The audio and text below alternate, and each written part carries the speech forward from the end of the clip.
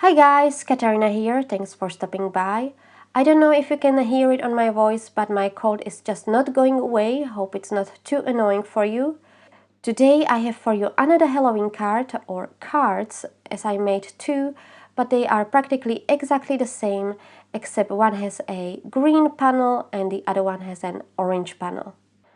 While I was struggling with the ideas in my card in the previous video, with this card I had no problems.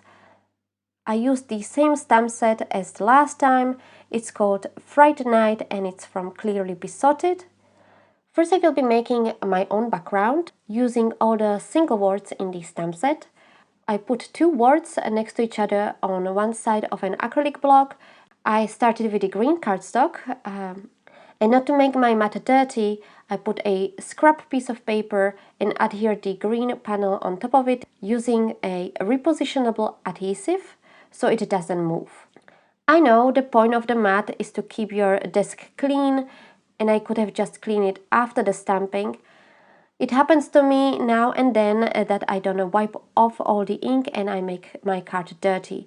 For me, having a scrap piece of paper underneath is a necessity. The green ink I use is from MFT, it's the Field Day dye ink. I started stamping slowly from top to bottom. With the orange panel I was trying to be more careful. The stamping still wasn't super straight, but starting in the middle first and then going up and then down helped a bit.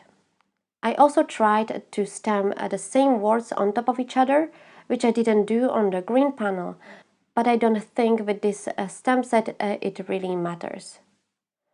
The ink I used was also from MFT. I believe it's called Orange Fizz. The stamping is nothing special, so I will just skip to the end. Then I stamped the tags. I bought these tags a long time ago and finally remembered to use them. If you have dies, you can also use those, and even if you don't have dies, I think the tags like this you can make using a paper trimmer and a hole punch. I used the stamp with the spider web and stamped the spider webs across the tag. I used the Memento Tuxedo black ink because the surface of the tag was quite slick, and when I stamped you could see little veins of the ink spreading out. Something like you would add ink onto a wet piece of paper. Let me pop up a close-up of the photo here so you can see what I mean. I kind of expected that and I didn't mind. I was only worried it will not dry, but it dried without any problems. I just let it dry over the night. The next day I did few things off camera since it's not too interesting. I die cut the stamped background panels using my new rectangular stitch dies for A6 cards from Create a Smile. I also stamped two of the ghosts and two of the pots and colored them using Prismacolors. I colored them the same way as in the previous video. And here are the tags. The ink dried very nicely over the night. Before I assembled the card, I needed a sentiment. I used the same sentiment as in my last card, Happy Halloween, from the All Occasion sentiments from Clearly Besotted. I don't think this is still available, but you can use any sentiment you have. I decided to stamp it on a black cardstock and heat emboss it using white embossing powder. I placed the cardstock into my MISTI and used the anti-static powder so the embossing powder sticks only where it's supposed to. I have my anti-static powder in a jar just because the powder tool from EK Success didn't give me much powder, so I put the powder into a jar and I used a soft brush to spread it on the cardstock. I used a white embossing powder from Stampendous.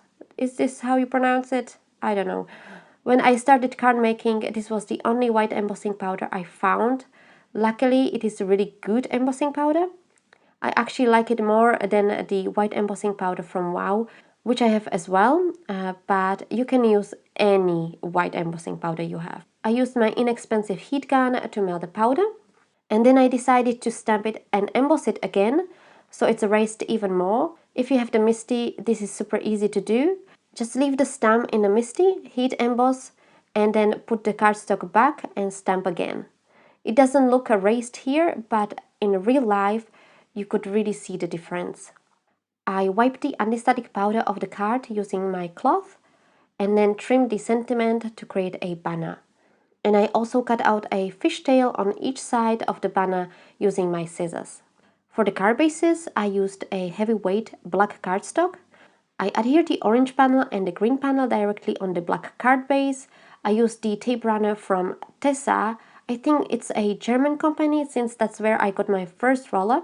The one I have has option to refill and it's really good, small and holds very well.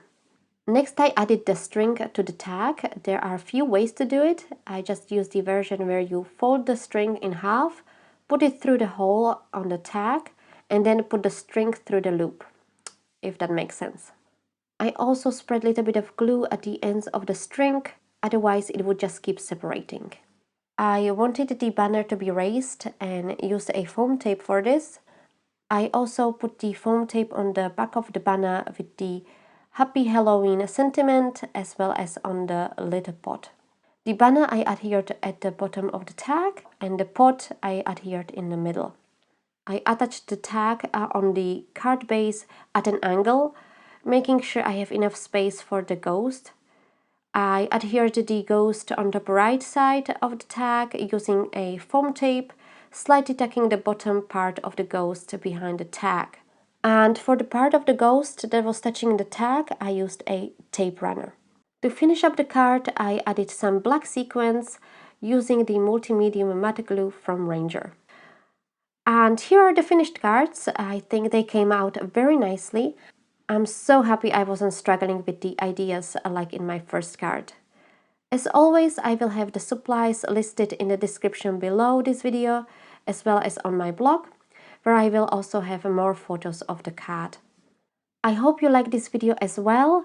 If you did, make sure you give it a thumbs up and subscribe for future videos so you don't miss them, as I have no uploading schedule, except I'm trying to do my best to have new video twice a month.